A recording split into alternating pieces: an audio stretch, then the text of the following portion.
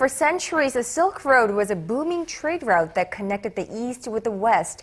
Well, today, President Park Geun-hye called for a new incarnation of the route called the Silk Road Express. The Korean leader hopes the new road will connect the Eurasian region through distribution and energy networks and ultimately boost economic cooperation and trade in the region. Our presidential office correspondent Oh Jin-ju starts us off.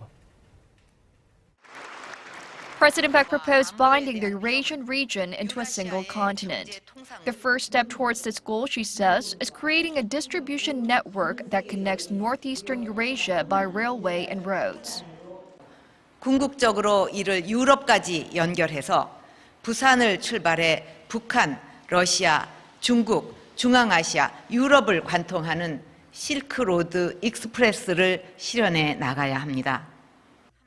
Speaking at the first international conference on Eurasian cooperation in Seoul on Friday, President Park also proposed setting up an energy network through gas and oil pipelines, as Eurasia is composed of both energy-producing and consuming countries.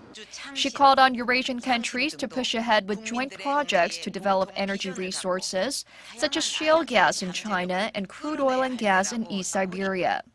Creating a Eurasian economic bloc was another of President Park's proposals. 유라시아 지역은 서쪽으로는 EU, 남쪽으로는 아세안, 태평양 건너에는 나프타 등 단일 시장을 위한 제도적 기반을 갖추고 있습니다.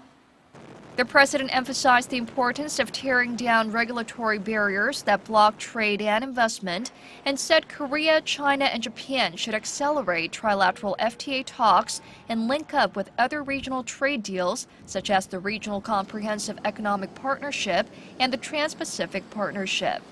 Experts say President Park's Eurasian plan will support her administration's key goals of boosting the economy and setting up a foundation for a peaceful reunification.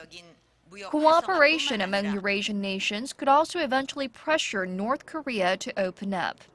물류, 에너지, 인적 교류를 비롯한 대부분의 협력 과제들이 남북 관계의 안정과 북한의 개혁 개방 없이는 풀어가기 어려운 과제입니다.